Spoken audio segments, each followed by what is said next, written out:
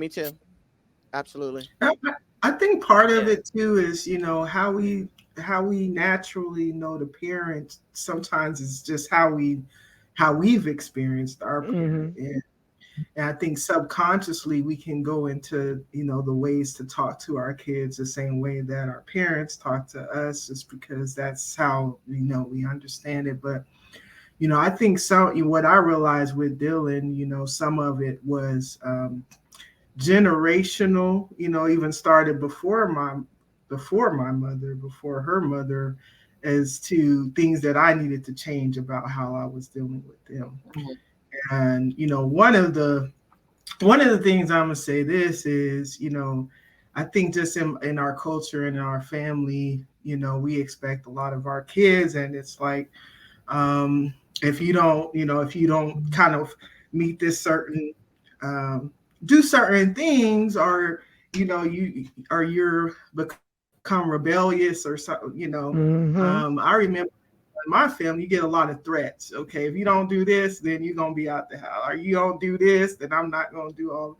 And what I found with my son is the threats just more were more harmful, because where he was in a good position to school and things like that, but he was being a teenager, doing putting threats on him about, if you don't do this and that. It just made him like do worse in school, made him do worse in things, because it kind of affect his overall mentality. So I Mm-hmm. had to, even though I know that's kind of how was raised, just under fear, like if you don't Mm-hmm. do this and this, like I had to shift shift how I handled him, and not put I just say, well, especially him as he got older, I said, well, you can do it that way, but this can happen, I've seen it happen. It's really up to you, you know what I mean? Like, Yeah. instead of putting out threats, but also,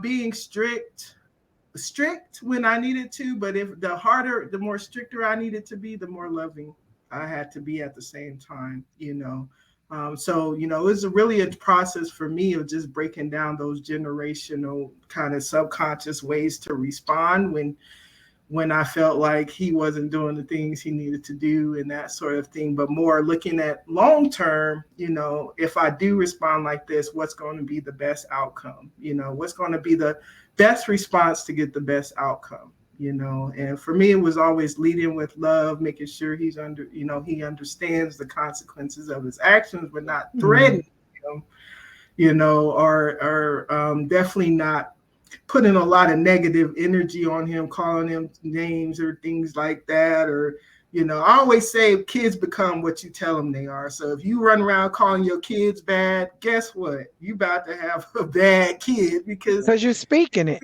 they become what you tell them they are. So I definitely can relate to just kind of under, as a parent, like I said, it forces you to grow up, and you have to look at how are you responding to things, and you go, like you be like, do I sound like my mom? Is that my dad Mm-hmm. Yep. Yeah, absolutely. coming? Right. That's So Definitely. yeah, for yeah. sure. Sometimes some of these kids do need that to come out, but you really True. do have to cater your conversation based off of that child. And I feel that's a lot.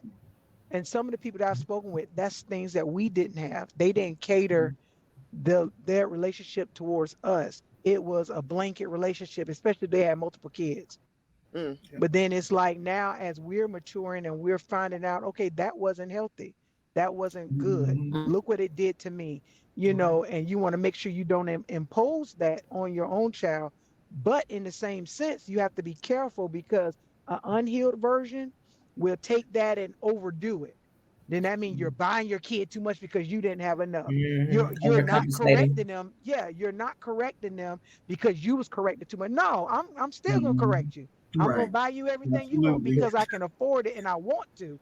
And you deserve it when you Mhm. do certain things, not because I didn't have. You're not going to benefit off of the stripes on my back. Yeah. So we have to find that balance. And I know For Sean, the boss, and myself, we was getting tag teamed on the other podcast. You know, when they was talking about how we let our children, our girls run over us.